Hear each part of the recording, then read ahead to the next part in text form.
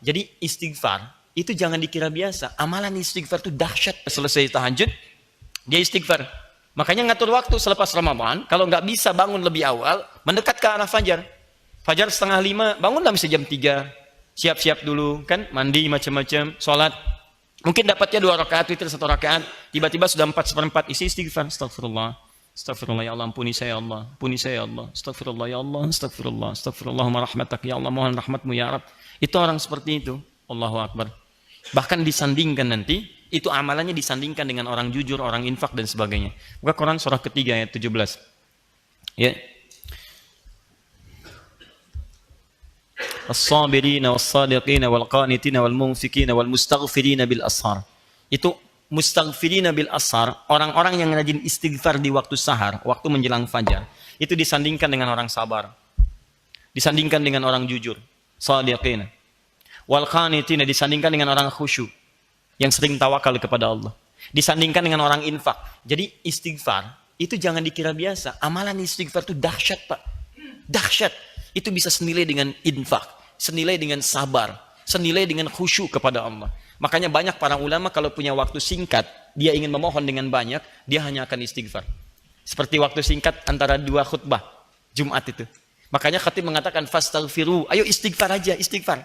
Jadi kalau doa Anda terlampau banyak, Anda mendingan istighfar. Sebab istighfar itu ketika Allah ampuni dosa Anda plus dengan mengabulkan segala keinginan Anda. Diberikan seketika. Kan saya pernah kisahkan dulu, kisah tukang roti dengan salah seorang imam besar itu, Imam Ahmad bin Hanbal. Pernah saya kisahkan kan? Ya, di seorang, Masya Allah, tiba-tiba Imam Ahmad diperjalankan oleh Allah ke satu tempat. Begitu jalan, capek, ya, beliau ingin istirahat, satu masjid. Begitu masuk, diusir oleh marbot masjid, imam besar. Karena cuma tahu aja Imam Ahmad, tapi nggak pernah melihat parasnya. Kan dulu belum ada media sosial. Ya, wah sekarang kan udah bisa bikin status. Tapi, masuk, ya lah, ukhruj, keluar.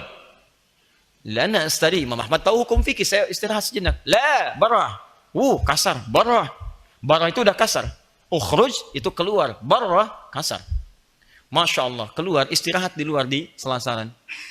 Kata marbot ini, ente roh hena, roh. Ukhruj masih sopan. Barah kasar. Roh itu lebih kasar lagi. Roh. Keluar dengan roh-rohnya sekalian. Keluar, rohnya pun nggak boleh di sini, keluar. Ini paling kasar lagi. Jadi kalau Anda ke Mesir daerah itu, kemudian orang mengatakan roh, itu sedang marah. Roh, ente roh. Iya, saya punya roh di sini. Roh, saya punya roh. Gak usah dilawan, sedang marah. Begitu diusir, Muhammad belum paham, saya mau istirahat, capek diusir. Begitu sedang jalan, tiba-tiba tukang roti sedang nyusun adonan begini, dia melihat. Ya Syekh, Masya Allah, inzil huna. Syekh, kelihatannya kok capek, istirahatlah di sini. Istirahatlah Imam Ahmad, memang capek. Begitu sedang istirahat, diperlakukan dengan luar biasa indahnya, sopannya, takrimnya. Tiba-tiba tukang roti ini bikin adonan. Setiap dia membuat, dia selalu istighfar. Astaghfirullahaladzim. Tata istighfar lagi. Imam Ahmad paham. Tahu beliau. Cuma ingin menguji, dia bertanya. Ya Syekh, katanya, Masya Allah. Ya kisana. Saya perhatikan Anda setiap membuat sesuatu, Anda istighfar. Maaf faedah istighfar ini. Apa sih manfaat dari istighfar itu? Masya Allah. Wallahi, kata beliau ini, tidak pernah saya mengerjakan sesuatu dan saya selingi dengan istighfar, disandingkan dengan istighfar, kecuali Allah selalu kabulkan apa yang saya mohonkan kepada Allah. Cuman satu aja yang belum terkabul sampai sekarang. Apa itu? Wallahi saya bermohon kepada Allah supaya saya sebelum meninggal atau orang itu meninggal, saya berjumpa dulu. Saya ingin berjumpa dengan Imam Ahmad bin Hanbal. Sampai sekarang belum terkabulkan. Saya bermohon kepada Allah sebelum saya wafat atau sebelum sang imam wafat, saya ingin bertemu dengan beliau. Saya istighfar, belum terkabulkan. Kata Imam Ahmad, Allahu Akbar, mana? Ya Allah, rupanya ini yang memperjalankan saya dari tempat saya tinggal. Masuk ke masjid sampai keluar dari rumah Allah, ditempatkan di tempat Anda gara-gara istighfar kamu itu. Allahu Akbar. Jangan lakukan pada saya. Astagfirullah. Repot saya. Wah biasa. Isi. Dan faedah istighfar itu tinggi. Salah satunya jadi penghuni surga tingkat 2. Level kedua, VIP tinggi. Astagfirullah.